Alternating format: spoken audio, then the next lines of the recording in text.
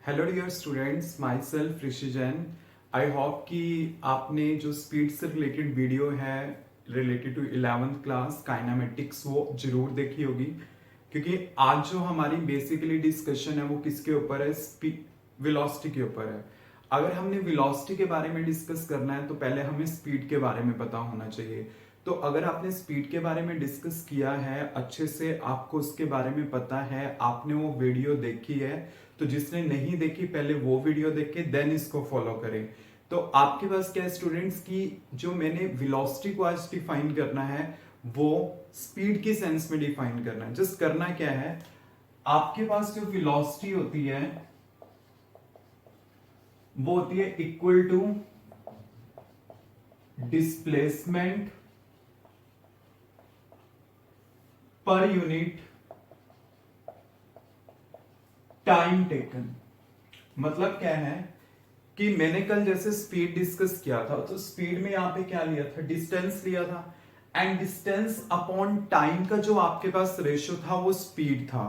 But velocity में क्या है? डिस्प्लेसमेंट पर यूनिट टाइम का जो रेशियो होगा वो आपके पास क्या होगा? वेलोसिटी होगा। अब देखिए, आपके पास जो वेलोसिटी होती है वो वेक्टर क्वांटिटी होती है। क्यों? क्योंकि जो डिस्प्लेसमेंट है मेरे पास वो क्या है? वेक्टर क्वांटिटी है। तो इस वजह से आपके पास क्या होगी? वेक्टर क्वांटिटी होगी। अब आपके पास स्टूडेंट जैसे मान लो कि मैंने इसके एसआई यूनिट बताने हैं तो वो सेम ही होंगे, मीटर पर सेकेंड। और इसका अगर डायमेंशनल फार्मूला बताना है, डिस्प्लेसमेंट लेंथ है तो उसका एल होगा, टाइम का टी होगा, तो क्या हो जाएगा? L T minus one. तो ये आपके पास इसका डायमेंशनल फार्मूला आ जाएगा। अब देखिए, जो मैंने इसके टाइप डिफाइन करने हैं इतनी जरूरत नहीं है, जस्ट एक बार बताऊंगा और आपको समझ आ जाएगा कि इसके जो टाइप्स हैं आपके पास कल की तरह ही हैं। एक तो है आपके पास यूनिफॉर्म वेलोसिटी, एक है आपके पास non uniform velocity, third is average velocity, fourth one is instantaneous velocity। अब जस्ट आपने क्या करना है, जैसे मैंने स्पीड में पैरामीटर डिफाइन किए थे ना, सारे आपने सेम मैनर में करने हैं। जस्ट एक काम करना उसमें कि आपने क्या करना है, वहां पे जहां पे मैंने डिस्टेंस यूज किया था वर्ड, आपने क्या यूज करना है? डिस्प्लेसमेंट। और जहां पे मैंने यूज किया था वर्ड स्पीड, उसके प्लेस पे आपने यूज करना है वेलोसिटी। तो अगर आप इतना डिफरेंस कर लोगे तो आप क्या कर सकते हो? इसको इजीली डिफाइन कर सकते हो। तो मतलब ये हमें डिक्टेट करने की जरूरत नहीं है, हमारे लिए यूजफुल तो है ये टर्म्स, बट ये है कि अगर आपने स्पीड का अच्छे से किया है, आपने वो वीडियो अच्छे से देखी है, देन आप इसको इजीली कर सकते हो। अब देखिए, हम जो यहां पे नेक्स्ट आते हैं, डिफरेंस के बारे में आते हैं। डिफरेंस आता है हमारे पास स्पीड और वेलोसिटी के बीच में। स्पीड और वेलोसिटी के बीच में क्या डिफरेंस होगा? एक साइड में स्पीड लिख लेता हूं, एक साइड में वेलोसिटी लिख लेता हूं। स्टूडेंट, अगर आपने वीडियो देखी है डिफरेंस बिटवीन डिस्टेंस और डिस्प्लेसमेंट की, तो आप इसको बड़ा इजीली कर सकते हो। जो डिफरेंस डिस्टेंस और डिस्प्लेसमेंट में होंगे वही डिफरेंस स्पीड और वेलोसिटी में होंगे। वो कैसे? जो स्पीड आपके पास होगी वो बेसिकली क्या होगी? डिस्टेंस डिवाइड बाय टाइम का रेशियो होगा। ये आपके पास क्या होगा? डिस्प्लेसमेंट डिवाइड बाय टाइम का रेशियो होगा। क्लियर? सेकंड डिफरेंस क्या हो सकता है कि आपको पता है स्केलर है, तो इसकी वजह से क्या बनेगी? Scalar quantity. और ये आपके पास क्या बनेगी? Vector quantity. Clear?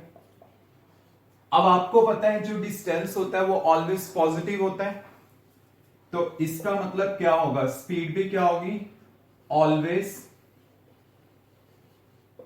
Positive.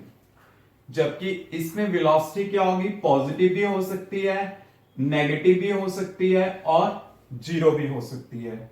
Now fourth difference. अब फोर्थ डिफरेंस दोनों में क्या बन सकता है कि आपने जो बोला था कि जो डिस्टेंस होगा या तो वो डिस्प्लेसमेंट के इक्वल होगा या फिर उससे ज्यादा भी हो सकता है। इसी तरह से जो स्पीड होगी इज इक्वल और ग्रेटर देन वेलोसिटी। और यहां पे क्या होगा आपको पता है ना, जैसे डिस्प्लेसमेंट था वो सबसे छोटा डिस्टेंस था, तो जो डिस्प्लेसमेंट है वो डिस्टेंस के इक्विवेलेंट हो सकता है या फिर उससे छोटा होगा। तो इसी तरह वेलोसिटी क्या होगी, वेलोसिटी इधर इक्वल टू स्पीड और लेस देन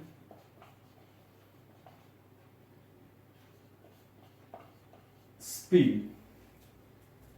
फिफ्थ डिफरेंस क्या होगा, आपको ये चीज पता है कि जो डिस्टेंस है डिपेंड करता है nature of the path followed, कि कौन सा पाथ आपने ओबे किया है।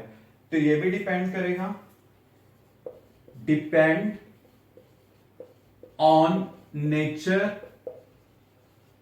Of path. इसमें क्या होगा आपके पास, does not depend on nature of path. Nature of path आपके पास यहां पे ये आ जाएगा। क्लियर स्टूडेंट्स, तो ये डिफरेंस है। अगर आपने डिस्टेंस और डिस्प्लेसमेंट के बीच में डिफरेंसेस किए हैं देन आप इसको बड़ा इजीली सॉल्व कर सकते हो और आपके लिए क्या हो जाएगा, ये इजी हो जाएगा।